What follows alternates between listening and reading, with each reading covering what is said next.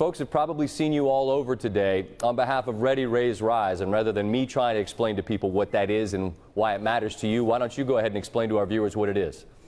Yeah, Ready, Raise, Rise is a campaign I joined with Eric Stone Street and Bristol Myers Squibb to raise awareness for the research of immuno-oncology. And it's near and dear to my heart after losing my mother my sophomore year in college at only 20 years old. I knew how important it was, my support, my family's and friends' support for my mom at that time. And so that's what I'm here, and that's what the Ready, Raise, Rise Challenge is there to promote. It's easy. Go to readyraiserise.com. And there are actions that you can take by sending an e-card to somebody, a family member, to cheer their day up, by raising a flag, which is my favorite, as I did for my mom, and then simply just educating yourself. And in doing so, you earn points. And with every point, Bristol Myers Squibb has promised to donate $1 up to $150,000 to cancer advocacy groups. Right on, and I can appreciate losses. You're still a young man, but when I was about your age, when you lost your mom, I lost my pop. And I wonder if you have found the same thing I found, that while they're gone, they're still with you. Did you feel that? Do you feel her presence constantly in your life?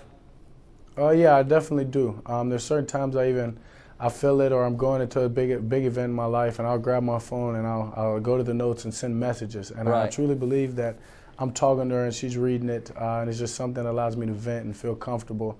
But as you said, I think no matter what you're doing or no matter how old you are in life, you'll still feel that connection and sense their presence. I still talk to I'll be driving home after a show late at night. I'll just talk to my dad. People probably think I'm crazy, but I don't. I feel like I'm having a conversation with my pop. But let's you and me talk some football now. And I think back to a year ago right now. When did you truly feel like, not that the job was yours, but that you were ready for the job? When did you know, I got this?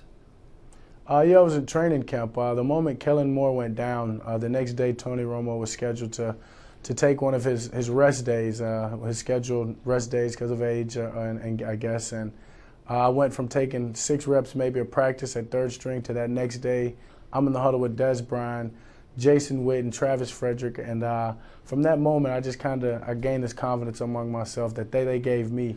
And I had a great practice, and then every practice that Tony took off, I got more reps with the ones that I knew from those moments and those practices, throwing to those guys and behind that line, that I had the ability to play in this league at a high level. Can you go to the grocery store? No, not really.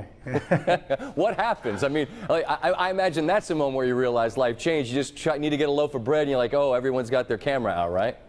Yeah, pretty much. I mean, my grocery shopping happens at local 7-Elevens or maybe the CVS pharmacy. Man, they got no produce like there. That. You gotta eat right, young man. You can't be buying produce at 7-Eleven. That's good for chili dogs. I go to the grocery. Exactly. I go to the grocery store. I gotta have my pen and paper ready to go, my smile on my face. Any thoughts about just life without Romo? I mean, I felt like just from my seat that he handled it as well as he could and just got out of the way, and now he segues into the booth. I wonder sort of what kind of connection you'll have now that he transitions to a different phase in his life. Tony's been great. From the moment that I stepped foot on the Dallas Cowboys, we shared text messages after he retired, and even with CBS and him and TV, I'm looking forward to those production meetings, but I hope our relationship only grows and gets better.